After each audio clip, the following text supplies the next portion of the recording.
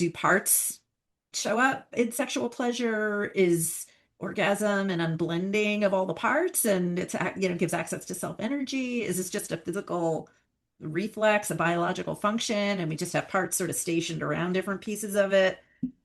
So I got really curious.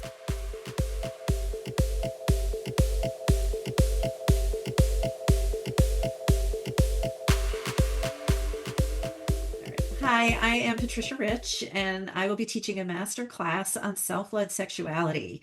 And I am very passionate about helping people, including professionals and clients, to turn toward their sexual systems, to develop compassion and appreciation for their sexual parts, for their body parts, and to access self-energy. And I feel like it could really help people to heal, to have more pleasure in their lives, and to feel empowered.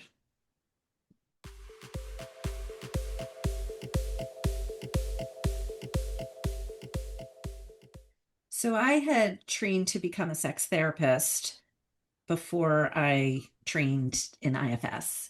And I loved sex therapy. I loved the multidisciplinary nature of working with sexuality. It's so complicated and it brings in our bodies and our psyches and our religious upbringings, if we have those, our culture, our family. Like there's so many different systems that come into play, our relational systems. So I thought that was just so intriguing, and I learned a lot through my sex therapy training. But when I was actually sitting with people, I felt like I wanted more depth. My tools were more behavioral, they were more educational. We would do some therapy as I knew how to do therapy before, which was helpful for people in many ways. But I felt like IFS was a whole new, it opens a whole new perspective, a whole new way of being with the presenting problem. Someone's coming in and they're saying, I don't know why this happens. I don't know why I feel aroused when I'm with someone I don't know, but I can't experience arousal when I am with an intimate partner who I really like and want to have a relationship with. Oh, let's be curious about that together. What do you notice there? So we're not just analyzing it. What's happening, in or around your body? Picture this person and anticipating being with them, and what's available to you in that case, and and so it just opens a way to help people to really be in their own lived experience and to be together in the curiosity. And then, of course, the fact that we can get to know protectors and we can ultimately perhaps find the exiles who are powering the symptoms or the protective system. It just blew it all open in a way. And it was so helpful. It was just so gratifying to be able to help people in that way.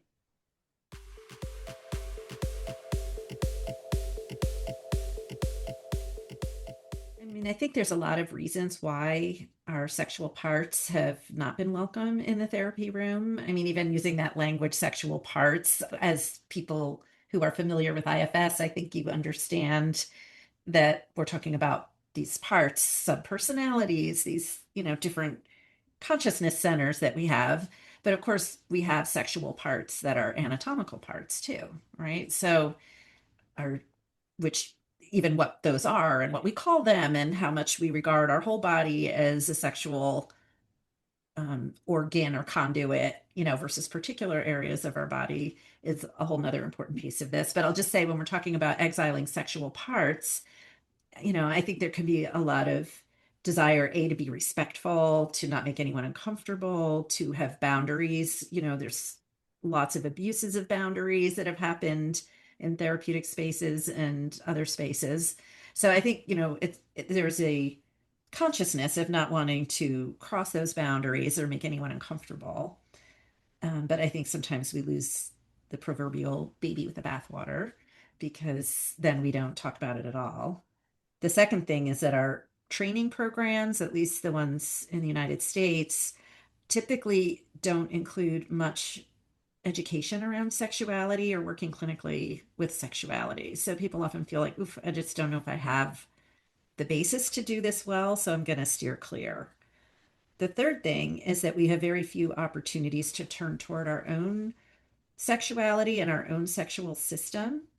And I have developed ways to do that and language even that no one was really using before, like the idea of having an internal sexual system, the idea of getting to a place of internal consent, being able to access sexual self energy. These are all concepts that I've identified and named and now have methods to help people to explore within themselves.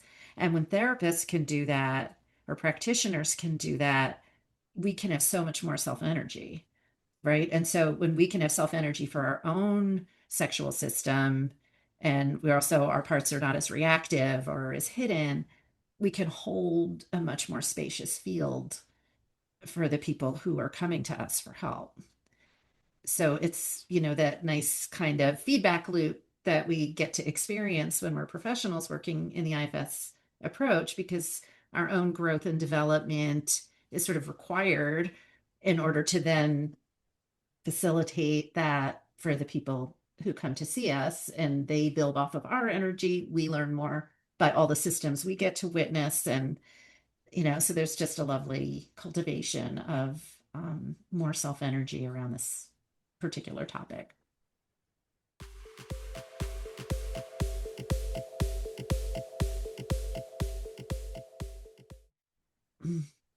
So, self led sexuality can look a lot of ways. It can mean something different to different people. And for me, the idea is that we are able to feel present, we're able to be open and empowered. And then, in concert with our parts, we can make choices, we can be spontaneous or planful, whatever it is that we want to be, but that there's a spaciousness for us to engage with our sexuality. It could be alone, it could be with other people. It could be, again, how we just hold our energy in our bodies. It's not only when we're engaging in sexual activity. So, with that said, um, sometimes it can feel like a lofty standard. Like people can just, our critic parts can jump on that and say, well, your sex isn't self-led. you know, that wasn't self-led. And so I like to be really clear that it's not a binary part-led, self-led kind of thing. And that our parts may turn toward the resource of sexuality to do their jobs. Parts may have jobs in the management of our sexuality. So it makes sense that our parts are around.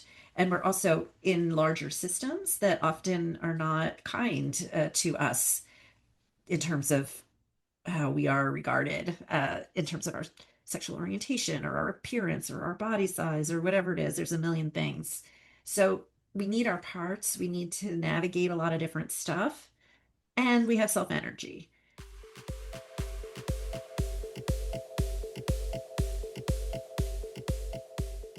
So people might be familiar with the 8 C's that Dick Schwartz identified as qualities of self energy in a healing context.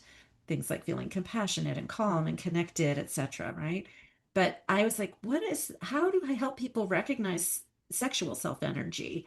And these 6 words came to me, which have formed the basis of a lot of work I've done now with self led sexuality. But I was like, okay, I think that sexual self energy is safe, it's sensual, it's spacious, it's sensitive, it's steamy when we allow it to be, and it's already satisfied. And so I feel like now, like I've developed a whole curriculum to help people go through various steps to be able to get to a place where they can access some of that sexual self energy and really honor the parts that have jobs along the way and that we still need in their unburdened form, I think, to help us navigate safely and responsibly. So I feel like from that place, then all sorts of creative energy can happen. And to me, sexual self energy isn't only manifest in a moment of sexual activity. It's really an aspect of our life force energy, our embodied aliveness. And so it can be expressed in many ways. So sexuality can be defined broadly, and even outside of sexuality altogether, the 6 S's have helped a lot of people feel more vibrant and alive and tuned into their senses and their body and their pleasure in really cool ways.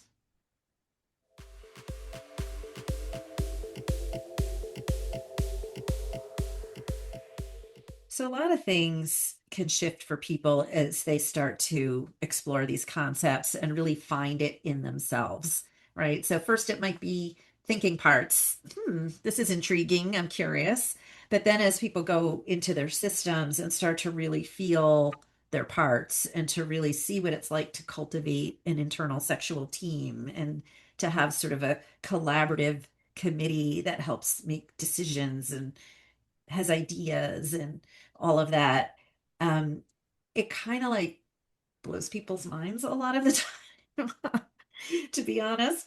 Um, and because it's a radical reframing of everything people thought that they knew about sexuality. People often feel like, oh, sex is this one thing, and I'm either succeeding or failing at it. And I know that based on these external benchmarks that I'm comparing myself to, or maybe I am just really frozen and there isn't really much movement at all in my system around this.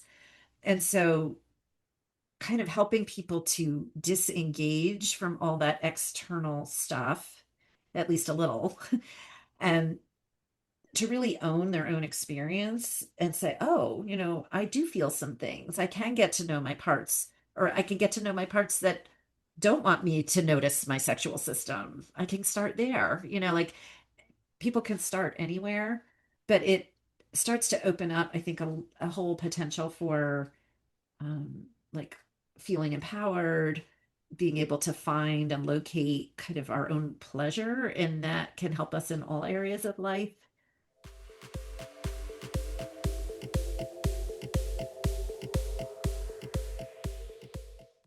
One of the dimensions of the self-led sexuality model, which is very important to me, is incorporating a larger system and social justice lens, because our own inner experience of our sexuality as well as our intimate relationships can't help but be influenced by the larger systems around us. And those may have been systems that we were privileged within, or we fit the prototype pretty well for. And so it's less apparent to us or less problematic.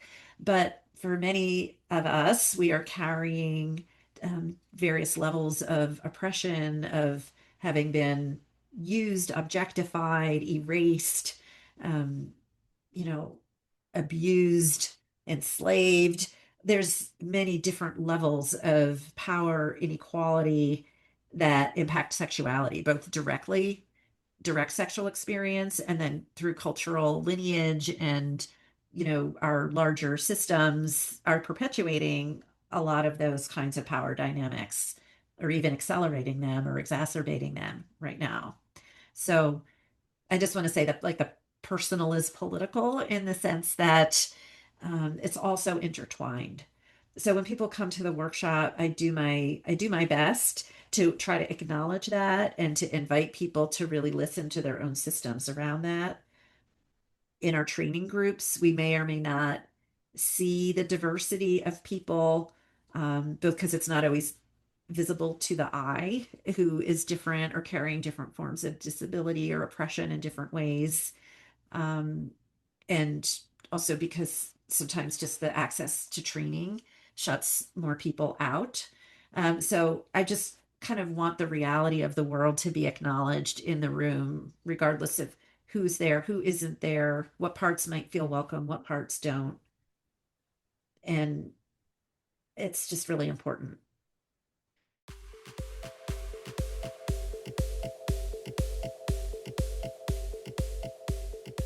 When I begin a workshop, I always want to encourage people to be where they are, to be very aware of their own system and their own needs as they move through the day. And for some people, this topic is something they can approach with a lot of calm, a lot of self energy, a lot of curiosity. It's not so destabilizing or anything for them. And for some people, there's like a whole spectrum, right? For some people, it's a little, oof, this is a little weird. What can I share? What can't I? This feels weird to do with talk about this in a professional setting.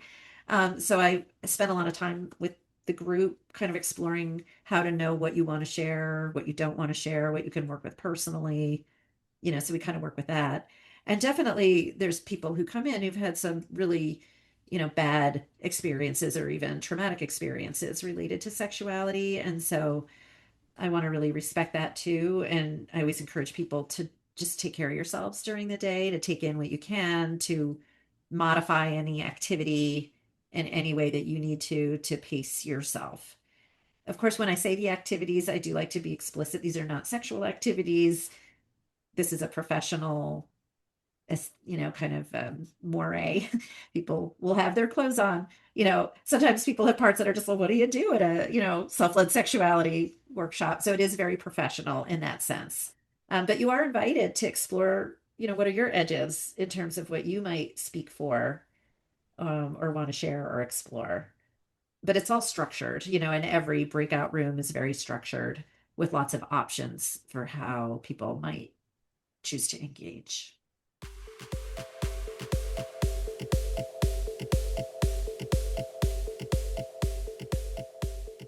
There's just a lot of different ways that I think people can benefit from exploring how these different elements join together around sexuality. And I will say it is pretty radical for a lot of people. It's kind of rad.